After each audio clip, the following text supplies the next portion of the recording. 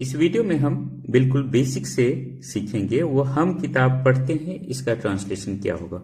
तो इस तरह के वाक्य को आपको ट्रांसलेट करना है तो सबसे पहले तो ये डिसाइड करना होगा कि ये टेंस कौन सा है। टेंस पता चल जाएगा तो फॉर्मेट पे वहां पर सेट कर दोगे, वर्ड्स को ट्रांसलेट हो जाएगा।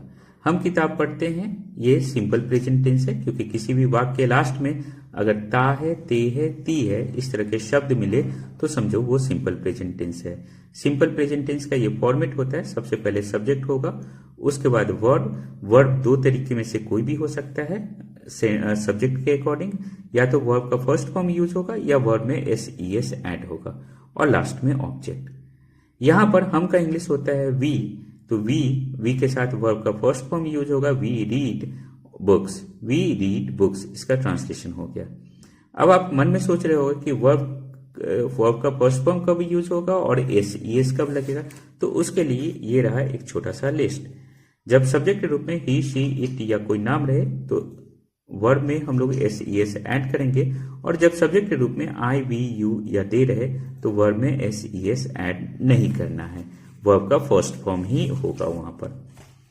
बिल्कुल इसी फॉर्मेट पे हम लोग 4 और वाक्य को इंग्लिश में ट्रांसलेट करके देखेंगे। वह पत्र लिखता है, रानी बाजार जाती है, वे लोग क्रिकेट खेलते हैं और तुम काम करते हो। वह पत्र लिखता है, इसका इंग्लिश ट्रांसलेशन होगा he writes a letter. Subject है ही के साथ मेन वर्ब में एस ऐड करना है, तो ही राइट्स अ लेटर। रानी बाजार जाती है, रानी goes to the market.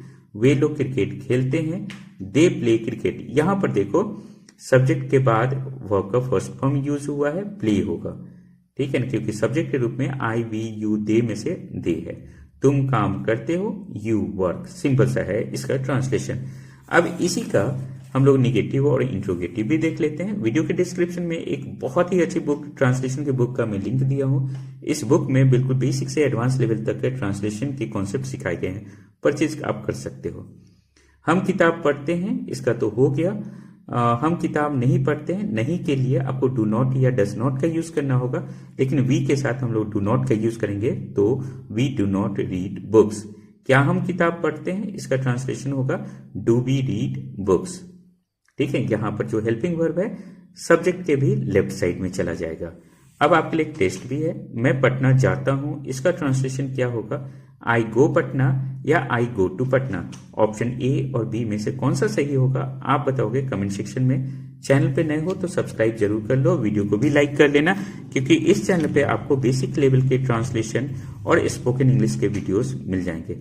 All the best.